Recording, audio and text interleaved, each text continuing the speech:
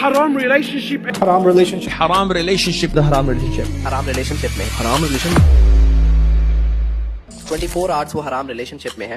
You'll not end up in halal starting with the haram relationship. اس پہ اس حرام کام کی جو ہے وہ سائیڈ افیکٹس پڑ رہے ہیں, ٹھیک ہے, جو وہ اللہ کی نافرمانی کر رہا ہے. تو وہ جو اللہ کی نافرمانی کر رہا ہے اس کی وجہ سے اس کے دل پہ ڈاٹس لگ رہے ہیں, دل پہ ڈاٹس لگ رہے ہیں. وہ اس کو کوئی شرم کیا, اس کو تو احساس بھی نہیں ہو رہا, ٹھیک ہے.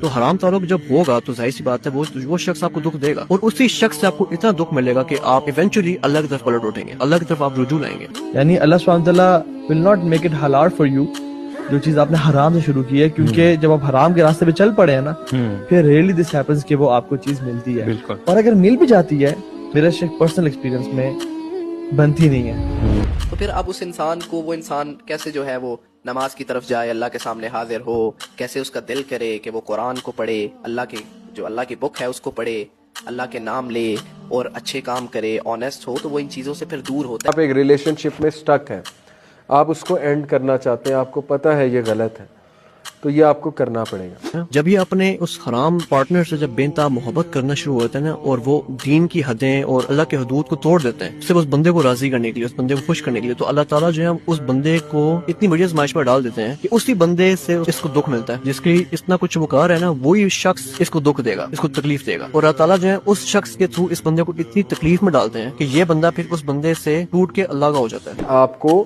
ڈسٹینس کرنا پڑے گا, آپ کو اس سے کنورسیشن ختم کرنی پڑے گی, ورنہ وہ آپ کے لیے اٹیچمنٹ کا باعث اور ٹینشن کا باعث بنتا رہے گا معاملہ.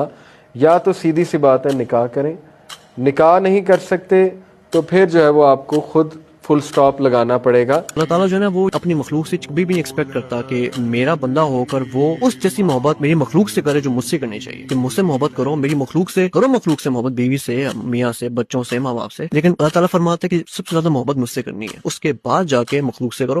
When Allah told you not to do that, but still Allah says we love you, just come back to us.